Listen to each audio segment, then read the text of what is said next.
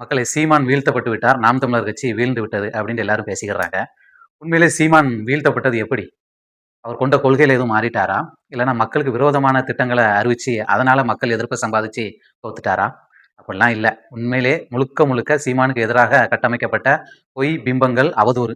இதனாலே ஒரு மனுஷன், ஒரு கட்சி தோற்கடிக்கப்பட்டிருக்கு இந்த தேர்தல்ல.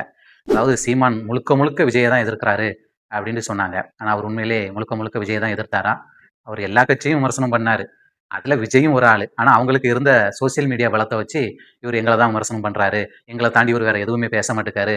அப்படின்னு கொண்டு போய் மக்கள் மத்தியில சேர்த்துட்டாங்க. இன்னொன்னு திமுக கிட்ட சீமான் காசு வாங்கிட்டு பேசுறாரு அப்படின்னாங்க. அது எதனாலன்னா, சீமான் வந்து ஐயா ஸ்டாலின் அவர்கள அவருடைய அண்ணன் இறந்தப்போ போய் சந்திச்சாரு. அந்த சந்திப்புக்கு அப்புறம் இப்படி ஒரு பிம்பத்த கட்டமைச்சாங்க. சீமான் திமுக கிட்ட காசு வாங்கிட்டாரு அப்படின்ட்டு. உண்மையிலேயே அது உண்மையா? அதுவும் மிகப்பெரிய பொய். இப்படி சீமான் திமுக கிட்ட காசு வாங்கிட்டுன்னு சொன்ன அதே வாய்கள் தான், சீமான் ரஜினிய போய் சந்திக்கும்போது, சீமான் பிஜேபியின் பி டீமா ரஜினிய போய் சந்திச்சு, ஏதோ ஒரு அஜெண்டாவ நிறைவேத்த அவர் திட்டம் போட்டுட்டு இருக்காரு அப்படின்னு சொன்னாங்க. இன்னொன்னு சீமான் எல்லாரையும் ஆடு மாடு மேய்க்க சொல்றாரு அப்படின்னாங்க. எல்லாரையும் குலத்தொழில் பண்ண சொல்றாரு. பனை ஏறுறது முதற்கொண்டு எல்லாரையும் குலத்தொழில் பண்ண சொல்றாரு அப்படின்னாங்க. ஆனா அதெல்லாம் உண்மையா?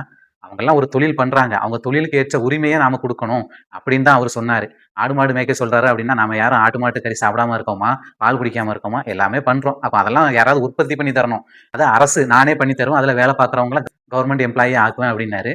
அதையும் தவறா போய் மக்கள் மத்தியில சேர்த்துட்டாங்க. இன்னொன்னு சீமான் சிறுபான்மையினருக்கு எதிரா இருக்கிறாரு அப்படின்னாங்க. அவர் எந்த இடத்துலயும் சிறுபான்மையினருக்கு எதிரா இருந்ததில்ல. அதுக்கப்புறம் வழக்கம் போல ஆமக்கறி, மான் ஊறுகாய் இப்படி பல வதந்திகள். அவர் சாப்பிட்டுருக்காரு, சாப்பிட்டேன்னு சொன்னாரு.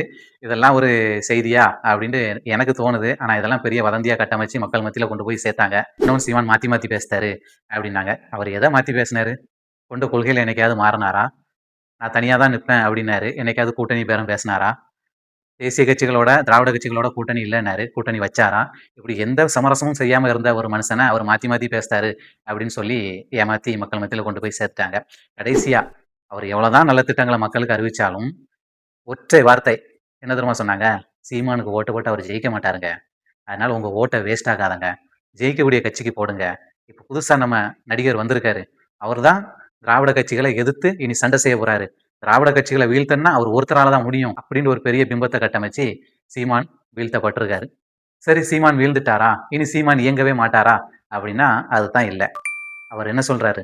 தோல்வியைக் கண்டு துவண்டு போகாமல் என் மக்களின் நலனுக்காக நான் நிக்கல அப்படின்னா, நான் பிறந்து என்ன பயன்? அப்படின்ட்டு ஒரு கேள்விய முன் வச்சுட்டு, உண்மையிலே மக்களுக்கு ஒரு பிரச்சனை அப்படின்னா, சீமான் தான் வந்து நிப்பாரு. நாம் தமிழர் கட்சி தான் ஆளா வந்து நிற்கும். அப்படிங்கிறது மக்களுக்கு ஏற்கனவே தெரியும். இருந்தாலும் மக்கள் வாக்களிக்கல. இனியாவது மக்கள் புரிஞ்சுக்கிடுவாங்க அப்படின்னு நினைக்கிறேன்.